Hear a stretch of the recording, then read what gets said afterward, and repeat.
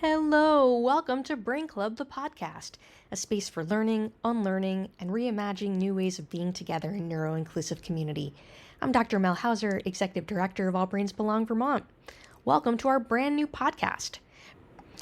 Brain Club is All Brains' full weekly community education program where we demonstrate our approach to neuroinclusive culture through community panels, guest speakers, and book chats.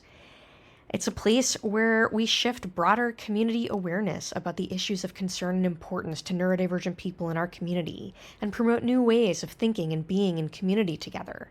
It's a place where we transform culture by modeling what's possible with the idea that then you go out into the rest of your lives and carry it forward. You can already access all the recordings from our website at allbrainsbelong.org, but our community asked us to turn it into a podcast, so here we are. These conversations are not medical advice and they're not support groups. They're an invitation to think differently about health, connection, and how we build systems that include everyone. Each episode features community panelists sharing perspectives and lived experiences. We hope you'll listen with curiosity and reflect on what it brings up for your own life.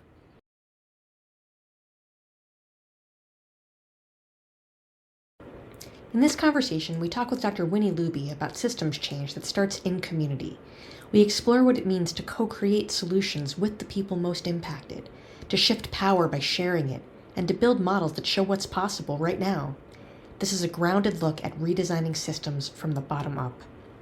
Dr. Winnie Looby is a lecturer and coordinator of academics for the Center on Disability and Community Inclusion at the University of Vermont. Her teaching focuses on disability, culture, and social justice.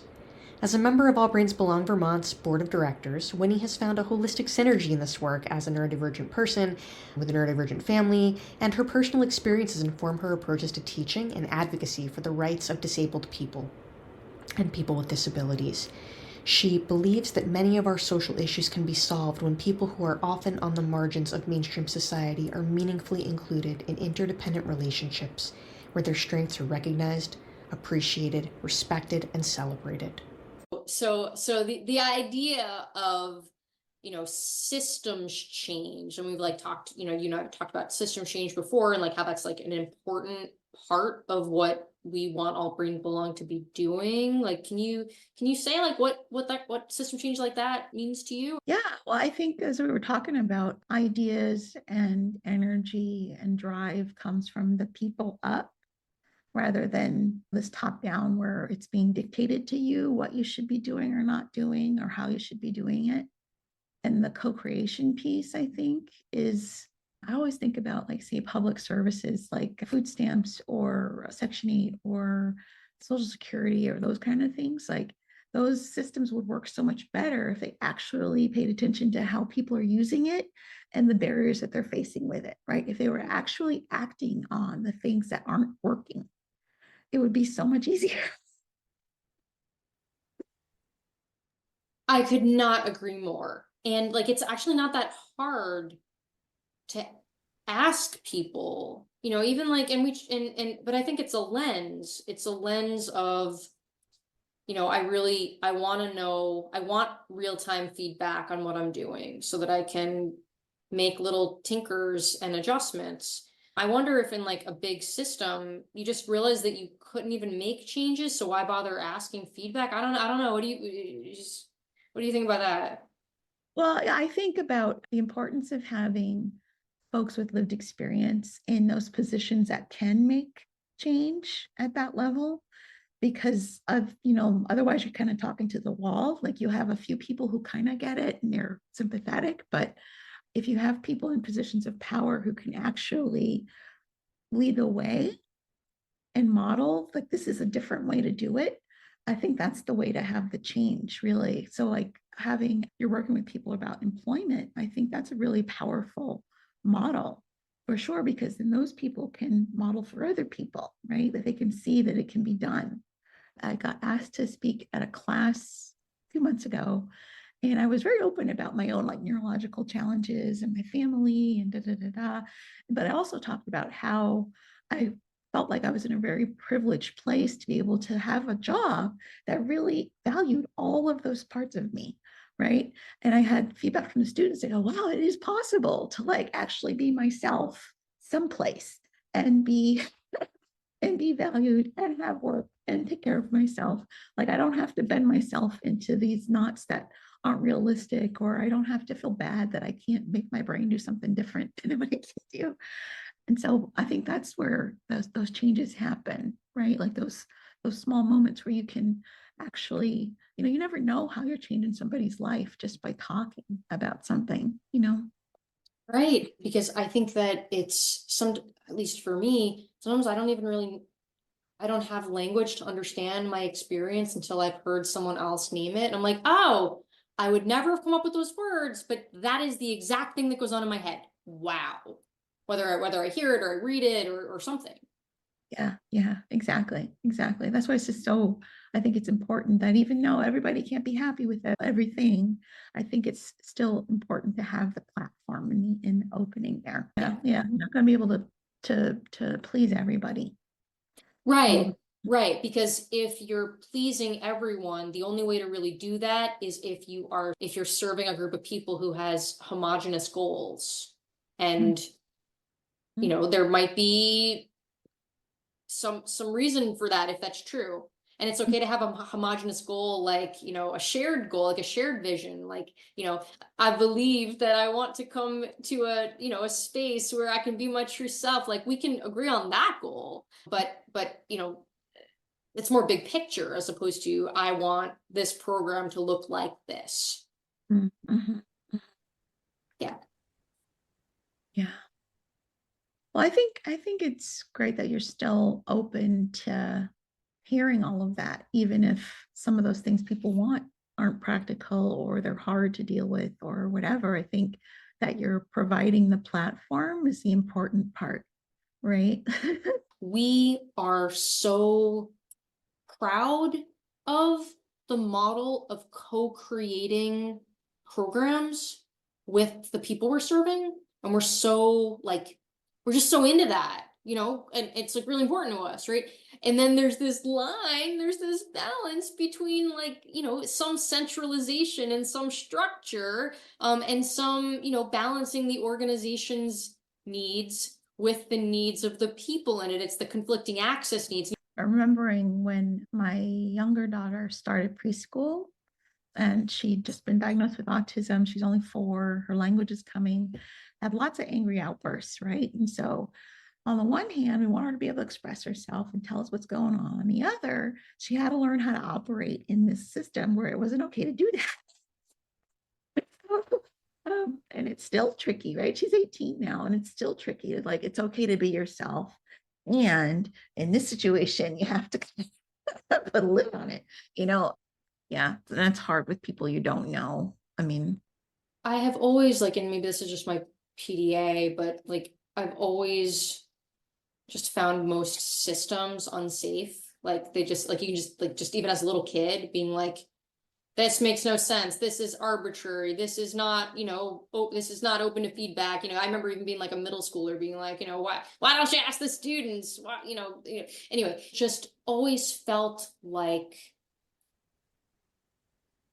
not that systems are really, maybe I could say this.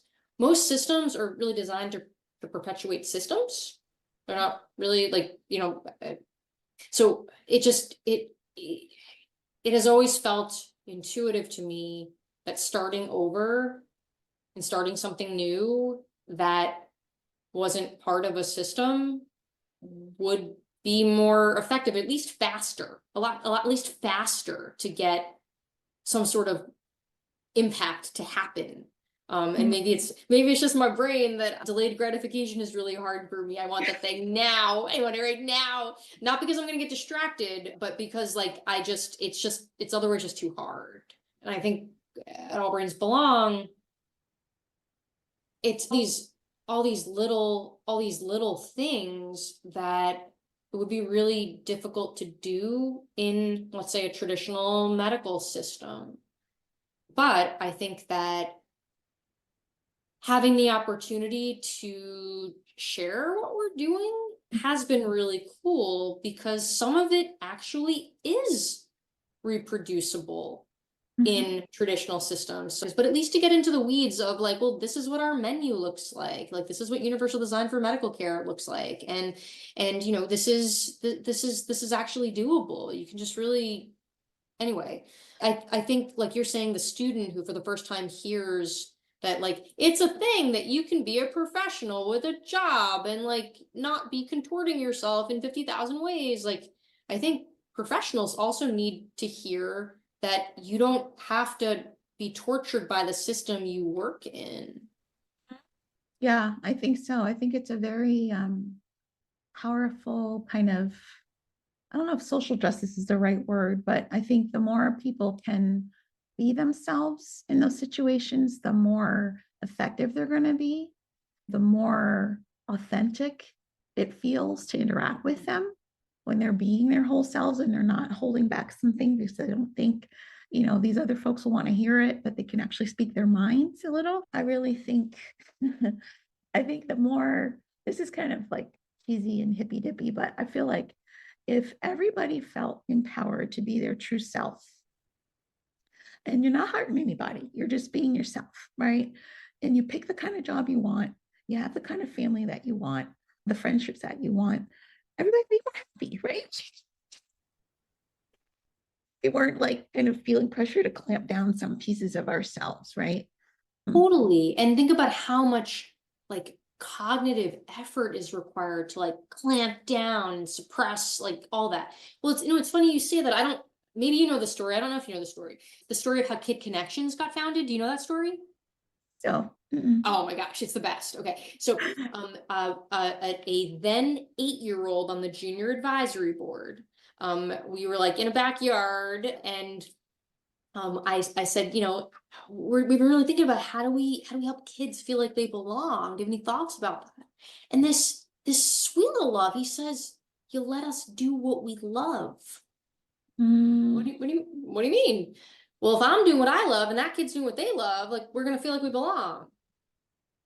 nice. So Nice. that was Kid Connections. Like that, I mean, that is system change from the ground up. This is like a sweet little love with a sweet little idea that changes the world. You know, we've got 140 sweet little loves who now have friends. Like, did school solve that problem? No. Right. So it just doesn't have to be so complicated. I agree. I agree. Definitely. Yeah, that's a great story. I'm glad you told me that. That's awesome. Awesome. Well, I think in my head, part of why I'm really enjoying being a part of all this journey is because the kernel of what you're doing feels so common sense, right? It's just so easy. And is if you're able to pass on the word as much as possible, you know, I can picture like, you know, 10 years from now, at least 4 or 5 other practices like yours would be amazing, right? All over the, you know, all over the country or wherever. Like, I think that would be really, really great. Really great. Yeah. And then for people to even know that it exists, like, oh, I can actually seek out practices like that. I don't have to stay with this thing that I don't feel good about. Yeah. Yeah, thank you for saying that, right? Because I think like so many people, they've never, like even in the healthcare space, they've never had a healthcare experience that feels safe and comfortable. They've never had a job where they could show up as their true self. They never had that. So they don't know that that's possible. So you see it, hopefully you see it because you're experiencing it. But even if you don't, you know, yeah, I hope that does, you know, does help adapt people's expectations of what they should be expecting and demanding from their environment. Yeah. Yeah. That's amazing. Yeah. But they should demand and expect, right? Like it's reasonable to expect that you're going to feel safe when you go to the doctor or any of those things. Yeah. Yeah. I would say, like, as a patient, like maybe about a year ago, I went in to get dental care, and there was like so much COVID going on, like so many people had COVID in our practice, and I went in and like nobody was wearing masks, and it felt really unsafe. And then it's an open air thing. I'll edit all this out, but it's an open air thing, and the person in the stall next to me coughed, and I flipped out, and I walked out. and it was very difficult for me to get mouth words out, but all I was able to say is like, it's not safe here. And I walked out. You know, I would never have been able to do that without my experience of transformation through the ABB village, because I am surrounded by people who think about safety and think about like, ooh, I have an internal body signal that sends me a clue that like something in my environment is not a fit for my access needs. Like, I didn't have that lens before this. Oh, wow, that's a really good, yeah, that's a really good example. That's good. Yeah, I didn't feel like I could talk about myself in any kind of deep way until I got involved with ABB. Really. I mean, it just like, it spoke to me immediately as something that like, you know what, Winnie, you're going to be 50 something. At some point, you're going to need to be authentic with people. Why not start right now? That part of your journey, that's amazing. Yeah, absolutely. Absolutely. You know, it's so interesting because it is like this grand social experiment of like, hey, I'm gonna show up and try to be authentic. You want to do it with me? I don't really know what that looks like. I've never really had it before, but you know, let's do it. And I think there's so many people who are hungry for such a thing. I think so too. And when I'm with, you know, in environments where I know people are, you know, they're plenty nice, but I know they're not giving us the whole story, right? They're just kind of giving a mask of who they are. And now I sit in those meetings and I'm like, ah, that's too bad. Yeah, it's too bad. It's like, oh, yeah, I But hope before for it used to you. be like, oh, I wish I could hold it in that good, you know? Yes, like that's not even the goal, because Right. like now my expectation is authenticity. Mm-hmm. Yeah. Just thank you for inviting me. And I really appreciate being a part of all this. I really, really do. Systems don't change because we ask nicely. They change when we build something different and then invite others in. This conversation is a reminder that we don't need to wait for permission. By listening deeply, co-creating with our communities, and modeling new ways of doing things, we can start shifting right now, right here, from the ground up. If you want to keep exploring with us, you can join our live Brain Club events most Tuesdays at 6 p.m. Eastern. You can also dig into our free digital resource library with all the recordings from the past 4 years at allbrainsbelong.org. You're not alone, and we're glad you're here. See you next time.